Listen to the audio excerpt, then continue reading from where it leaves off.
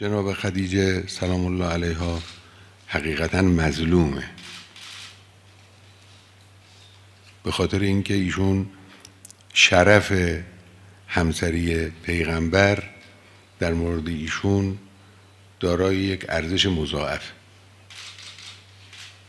دیگران مشرف به شرف همسری پیغمبر شدند، لکن رنجهایی را که پیغمبر در عمده دوران رسالت به اونها مبتلا بودن، این رنجها رو ندیدن. 10 سال در مدینه بود، خب عزت بود، احترام بود و زندگی راحت بود نسبت به اون دوره. جناب خدیجه سلام الله علیها دوران رنج پیغمبر را، دوران سختی های پیغمبر را تحمل کردن و دیدن. اولا نفس ایمان آوردن به پیغمبر که اولین کسی که ایمان آورد امیرالمومنین و حضرت خدیجه بود. این خود این یک امتیاز بزرگه، این یک ارزش بسیار بالایی است. آسان نیست عبور کردن و صرف نظر کردن از عقایدی که انسان سالهای متمادی با اونها زندگی کرده، آسان نیست.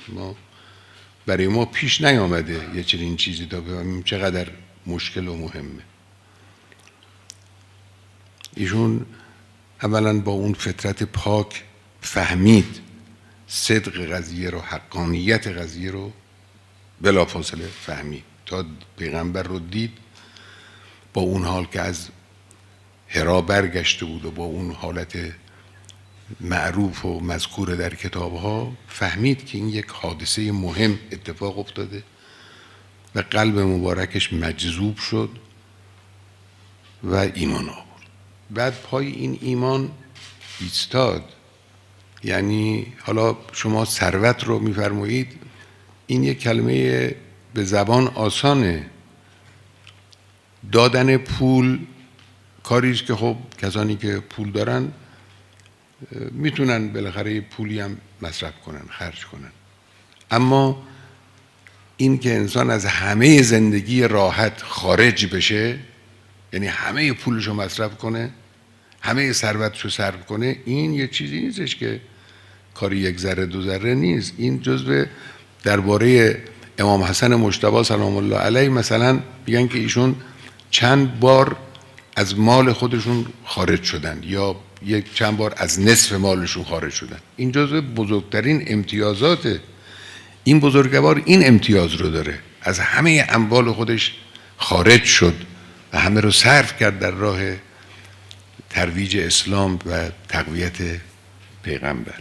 بعد هم دچار اون سختی ها و اون مشکلات طاقت فرسا که یکیش همین مسئله شیب ابی طالب بود و اون 3 سالی که اونجا بودند و اون سختی هایی که این بزرگوار متحمل شد و این ایمان رو محکم نگه داشت و اینا. و خب قرآن درباره کسانی که قبل از فتح و بعد از فتح انفاق میکنن، لا یستوی منکم من انفق من قبل الفتح و قاتل.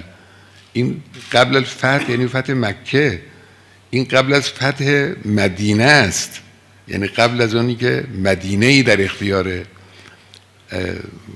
پیغمبر قرار بگیره، زندگی راحتی، حکومتی، تسلطی، قدرتی در اختیار و بزرگوار باشه، در حال نهایت شدت ایشون انفاق کردن، هم مالشون رو، هم جانشون رو، هم راحتشون رو.